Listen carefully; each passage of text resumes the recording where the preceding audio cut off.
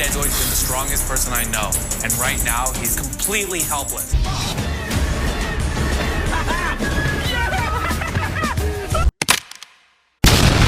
Boss's TV fiasco. Hey everyone, gather around because something straight out of a funny TV show just happened at the local electronics store. Imagine this. The big boss barges in like a storm on way too much coffee. Didn't I tell you guys to restock the TV shelf? Didn't you see I was just with a crazy customer? Yelling about wanting to grab some TVs. I mean, who does not suddenly crave a TV spree, right? Now, the poor workers are stuck between a rock and a high-tech place and cannot take the boss seriously. I mean, who could? It's like the boss watched too many action movies and thought today was the day to be an action hero with innocent flat screens. I gave you a job to do and you didn't do it? Dad, you told us we were like little kids. How does a baby know how to, do inventory? But stay, there's a twist. The main character, the boss, realizes things are serious and decides he needs backup. So, what does he do? Grabs his assistant like they're partners in a buddy cop movie. Hey, you know what? The hell with it. I'm gonna do it myself. Bobby J, do me a favor. We need to go pull some TVs. To help with this crazy TV mission. Because obviously snagging TVs is a job for a dynamic brace. Ash, Seth, right now. What? Right now. Let's just went down. What? Let's went down. But wait, there's more sitcom gold. Out of nowhere, another assistant rushes over to the boss's kids looking really upset. Why? Just went down. What? Let's went down. Dad, you all right? Well, turns out the master is now on the floor. Yep, the guy who was on a TV conquest is now chilling on the cold floor of the electronics aisle. Well, we have an emergency here. What happened? Did he say something hurt? No, he didn't say anything. We were pulling TVs. They call emergency services because apparently this is not just a shopping spree. It's a full-blown crisis.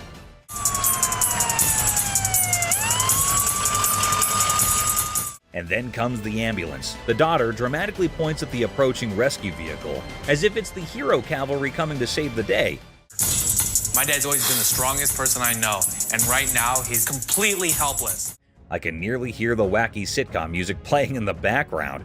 It's so crazy, snaggletooth, and, well, just another day in the unpredictable sitcom that's real life. Stay tuned for the coming episode. People more adventurous with the boss and his search for TVs are coming your way. Clown Prince.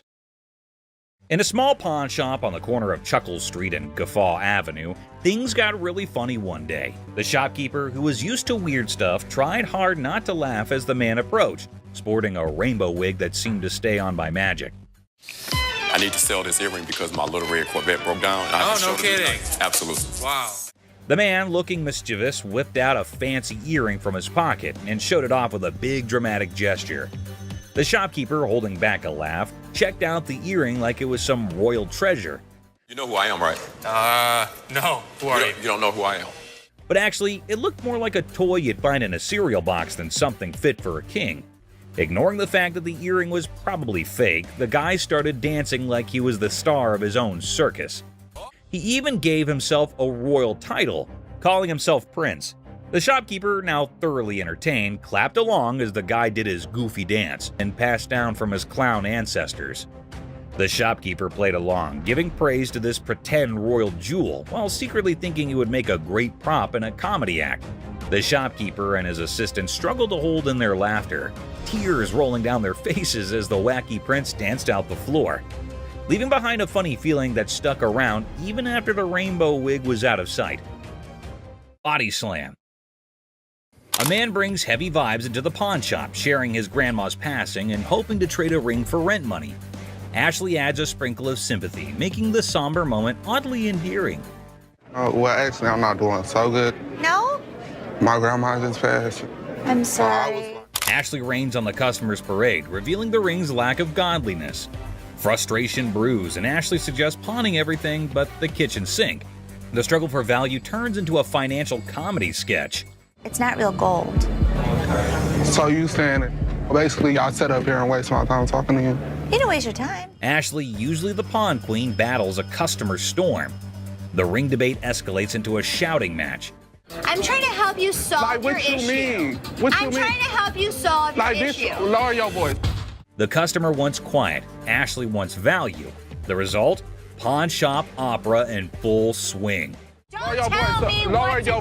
Don't put your finger in my face. Don't put your finger in my face. Enter Byron, the pawn superhero. Ashley's yelling fest transforms into a tag team wrestling match. No, let's go.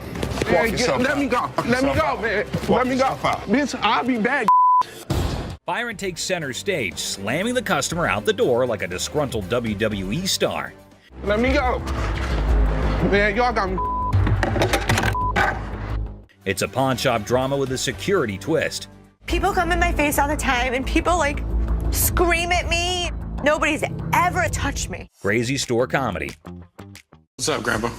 Where's your costume at? There. Corey, that's not a costume. In a super silly store, there's this hilarious pair that could out-funny any comedy show. Watch this, an old grandpa wearing a hat that is seen way too many times, with a black band covering one eye. Right beside him is his son, with a hairband that seems to have its own crazy magnetic pull. A mix of colors that should not make sense on air.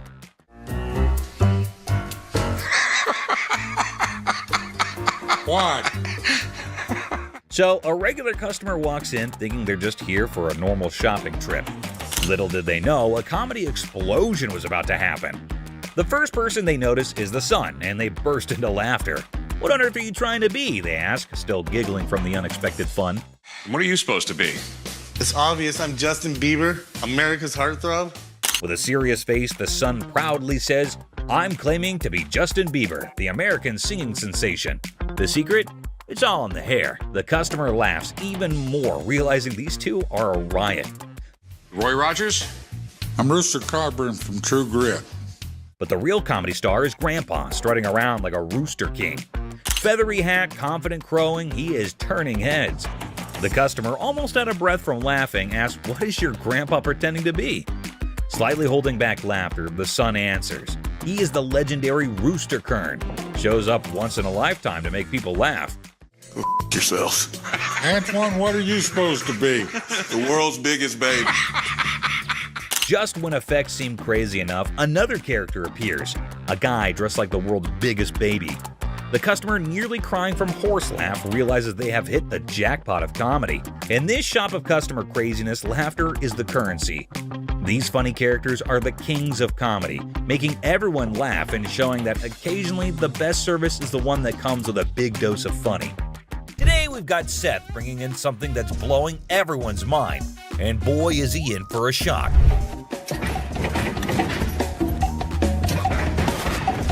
Our friend Penny rolls in with a rare 83 T-top Cutlass, lowrider frames, and a fully customized beauty. Whoa, whoa, whoa! This is the stuff dreams are made of. These babies are like finding a needle in a haystack these days, and you can see Seth's eyes light up with excitement. Easy there, Seth, don't get too carried away. We see all types of old cars come through the store. Does it do the four-wheel hop? It could if you wanted it to. This amazing car is decked out with 4 switches and can hop up to 72 inches in the front. And guess what? If you're up for it, it can even do a 4-wheel hop. Talk about a versatile ride. If you wanted to, it's equipped to. But it's very rare we see a tricked out car that actually jumps off the ground. This car is the real deal, folks. It's got all the bells and whistles you could imagine. How often do you come across a fully equipped ride like this? Seth can't help but admit that it's incredibly rare to see a car that's not only fully customized, but can also jump off the ground. He can't resist showing off, telling us about the car's 4 hydraulic pumps and a whopping 14 deep cycle batteries. More batteries mean more power, right? Seth and his buddy can't resist the temptation to hop in and experience it firsthand. And let me tell you, they are having a blast.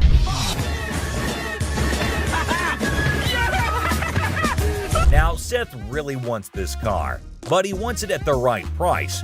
Penny, on the other hand, is hoping to fetch $12,000 for it. Will Seth bite the bullet and make the deal? Well, here's the twist. How about $4,000? Seth is only willing to dish out $4,000 for it. Whoa, talk about a huge drop. You can see the disappointment on Penny's face. He explains that he spent $4,000 just on the paint job alone. After some negotiation, Penny agrees to settle for $10,000. But Seth tries to push it further, offering $7,000. You know he wants it. Everything. It's very rare we see a tricked out car that actually jumps off the... Penny, being the wise guy he is, doesn't take the deal. In the end, they part ways on good terms. Well, folks, let's hope Penny finds another buyer who's willing to meet his price for this fully customized car.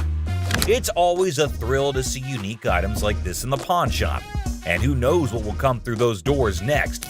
Stay tuned for more pawn shop adventures, but here comes another gem-filled day at Les's pawn shop. It's a waste of time, Dad. You'll see. We have a woman who's brought in some stones she discovered at her late grandmother's house. Her goal? To gather enough cash to cover her dear grandma's funeral expenses. Poor thing, she's not quite sure about the value of these stones and is expecting to receive a modest sum for them. Younger. How much did you want for these? Anything would help, like $50 or $100. Enter Ashley, who wants to assist but has serious doubts about the authenticity of these gems. On the other hand, Les is a big softie who sees potential in these stones and wants to help the woman out. Why? It's a waste of time. This could be costume jewelry. Yeah, it could be, but I think some of these are... Now, Ashley isn't on board with Les's plan. Talk about family drama. She's doing her best to convince Les that this is a complete waste of time. But Les has something up his sleeve. He's arranged for a gem expert to come in and assess whether the stones are genuine or not. And let me tell you, what unfolds next is nothing short of astonishing. Brace yourselves, folks. Holy... Oh my God. These stones turn out to be the real deal. Crystal's life is about to take a major turn. All the stones, except for one, turn out to be plain old glass. But that one stone, oh boy, it's a game changer. It's a rare Burmese ruby worth a whopping $10,000. Les's hunch was spot on, and boy does it pay off. So we'll be able to give you $10,000. Crystal can hardly believe her luck. She's ecstatic and still pinching herself to make sure it's real. And you know what?